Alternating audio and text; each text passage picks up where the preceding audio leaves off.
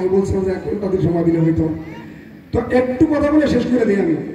আমি তো বললাম যে আমি কোনো রাজনৈতিক দলের সাথে সম্পৃক্ত নয়। আমি ভারতের আগ্রাসন নিয়ে লেখালেখি করতাম।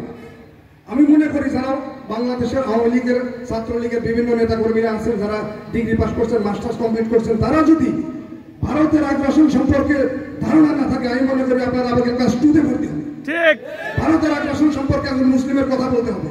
এই ভূখণ্ড টিকিয়ে রাখতে হলে ভারতের আগ্রাসন থেকে আমাদের হেফাজত রাখতে হবে।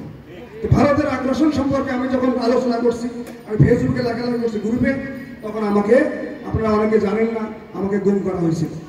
আমি তো জামাতে ইসলাম করি নাই, আমাকে কেন গুম করা হবে? আমি 16 দিন আয়নাঘরে বন্দী ছিলাম। আয়নাঘর সম্পর্কে যদি কারো জানার থাকে, আওয়ামী লীগের ভাইয়েরা আমার কাছে আসেন, আমি আপনাদেরকে বলবো। আমি বিগত 5 তারিখে বলছিলাম এবং ওখান থেকে এসেও বলছিলাম যে আমাদের মরহুম জামাতে ইসলামের যে সভাপতি ছিলেন গোলাম আজম সাহেব রহিমাউল্লাহ, ওনার সন্তান, ওনাকে ব্রিগেডিয়ার জেনারেল আমার আজমি, তাকে ওখানে রাখা হয়েছে। আমি ফিরে আসার পর বলছিলাম, আমার সাথে সাক্ষাৎ হয়েছে, উনি জীবিত আছেন। আমি 5 তারিখ রাত্রেও ভাইকে বলছিলাম যে ভাই আপনারা ব্যবস্থা নেন, উনি কিন্তু জীবিত আছেন, কারণ ওরা যদি পালায় গেছে, ওনারা না খেয়ে সেখানে মারা যাবে।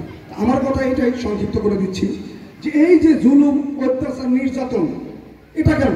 যেহেতু আমাদের গণতন্ত্রের অধিকার আছে, আমরা সকলে যে যার মতো রাজনীতি করতে পারবো, রাজনীতির ময়দান। আর আমিরে জামাত ডক্টর শফিকুল ইসলাম উনি ঘোষণা করছেন সাধারণ ক্ষমা।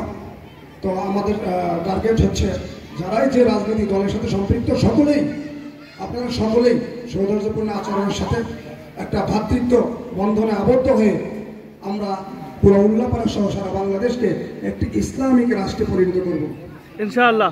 সেই আহ্বান করে আমি আমার সংক্ষিপ্ত বক্তব্য শেষ করছি। আসসালামু আলাইকুম ওয়া রাহমাতুল্লাহ।